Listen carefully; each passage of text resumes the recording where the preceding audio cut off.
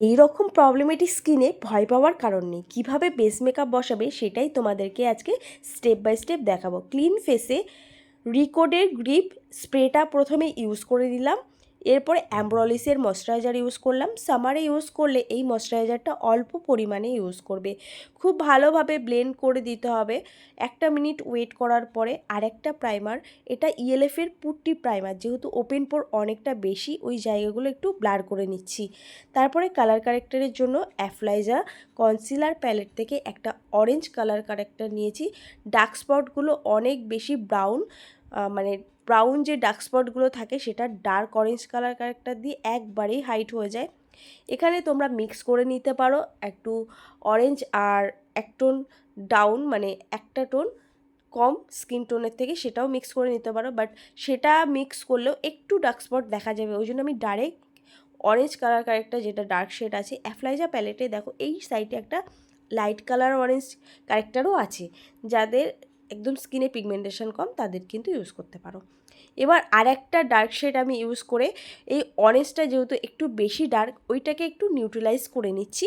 তাহলে এখানে একটা এইচডি হালকা বেস তো বসে গেল। তাছাড়াও কিন্তু ভালোভাবে লক্ষ্য করো ডার্ক স্পটগুলো কিন্তু সমস্ত অনেকটাই হাইড হয়ে গেছে, মানে 60% থেকে 70% হাইড হয়ে গেছে। এরপরে যদি আমি ফাউন্ডেশন ইউজ করি সেটা কিন্তু অনেক বেশি এইচডি এবং হাই কোয়ালিটি বেসে ফিনিশিংটা দেবে। এরপরে আমি ফাউন্ডেশনের জন্য ম্যাকের দুটো, একটা লাইট আর একটা ডিপ শেড মিক্স করে তারপরে প্রথমে ডট ডট ইউজ করে নিয়ে নিলাম। এরপরে আমি ব্লেন্ডার ইউজ করব। ব্লেন্ডারের জন্য আমি যেই ব্লেন্ডারটা ইউজ করেছি প্রশ বিউটি ভিজে ড্যাম বিউটি ব্লেন্ডার। এটা খুবই সফট, মানে অনেকের কমপ্লেন থাকে যে মেকআপ উঠে যায়। অনেক সময় ব্লেন্ডার যদি শক্তপোক্ত হয় সেক্ষেত্রেও মেকআপ উঠে যায়। সফট বিউটি ব্লেন্ডারগুলোই কিন্তু সহজে মেকআপ ওঠে না, খুব সুন্দর করে মেকআপটা ব্লেন্ড করে। আমি ব্লেন্ডার দিয়ে ব্লেন্ড করছি এই কারণে, যেহেতু ডার্ক স্পট ভালোভাবেই আছে আর একটা বেস অলরেডি আমি বসিয়ে দিয়েছি, সেই কারণে ব্লেন্ডারটা দিয়ে ব্লেন্ড করলে অনেকটা ন্যাচারাল আর খুব সুন্দর একটা হালকা এইচডি লুক আসবে। যদি প্রবলেম স্কিন না হতো তাহলে কিন্তু এতটা বেস বসাতে লাগতো না, সেটা আরও বেশি হালকা হতো। যত বেশি হালকা বেস বসাবে তত সেটা লাইট ওয়েট এইচডি হবে আর গরমের জন্য বেস্ট।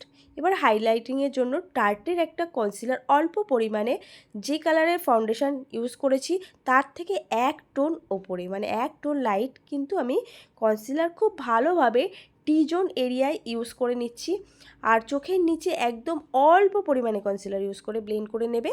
তারপরে লরা মার্সিয়ার পাউডার পিৎজা পাপের সাহায্যে প্রথমে যেখানে কনসিলার ইউজ করেছি সেখানে ইউজ করে এবার ম্যাকের কম্প্যাক্ট দিয়ে ফুল ফেসটাকে ডাস্ট আউট করবো এক্সট্রা পাউডার আর সেট করে দেবো। কম পরিমাণে পাউডার ইউজ করতে হবে।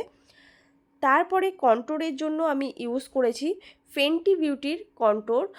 তোমরা শার্লি টিলবেরি কন্ট্রোর ইউজ করতে পারো হাইয়ের মধ্যে। তাছাড়া আরেকটা ভালো পিএসির কন্ট্রোর পাউডার পাওয়া যায়, সেটাও কিন্তু লো বাজেটের মধ্যে খুব খুব ভালো কাজ করে।